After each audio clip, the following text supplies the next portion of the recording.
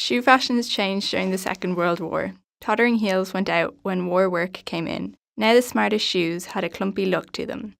Not only did flat heels stride about the country, they were now worn about town and out for dinner dates.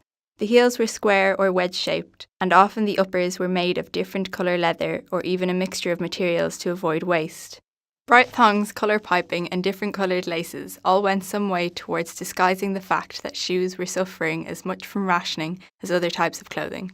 Shoes were a continuous problem during the war. According to a mass observation poll of 1941, most people in the upper pay bracket had 2 to 3 pairs of shoes, while most of the poorer people had only one for best wear and a pair of clogs or the likes for everyday use. After the Japanese cut off Britain's rubber supply in 1942, the manufacturing of crepe rubber soles and heels was banned, and the height of heels restricted to a maximum of 2 inches.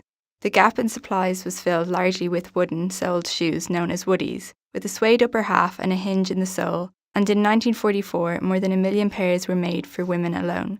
The lady gave advice on how to walk in woodies. If you find you are walking duck-footed in the first few days, concentrate on placing your toes in a pigeon position and you'll find your muscles will soon cooperate, and you'll be walking in the right way once more. If you get them wet, dry them on trees away from direct heat so the wood will not crack or the leather uppers dry out. All wooden clogs, which have been worn principally by factory workers in the northwest, were extremely popular as they were hard-wearing and coupon-free. Soon it became impossible to acquire a pair without a certificate from a factory inspector. As soon as any loophole was discovered, the Board of Trade found a way to block it by introducing a new regulation.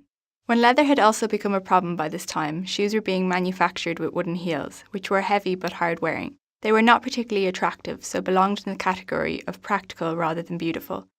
Utility shoes took the place of pre-war styles.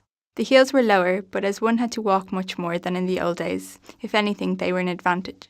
Crepe-soled shoes could not be obtained except at a very high cost. There was also a high demand for boots during the war. In 1940, almost 12 million pairs of ammo boots were manufactured, and 1943, 5 million pairs. In November 1942, the biggest issue, as noted by the Board of Trade Area Distribution Officers, was boys' boots. Demand included not just boots for boys, but Wellington hunters, male and female, and a number of women who chose boys' boots to work in. While in Scotland, shoe shops were closing because of the supplies being reduced. People were walking for greater distances than they had pre-war, and footwear was adapted to last, a far cry from the throwaway fashions of today.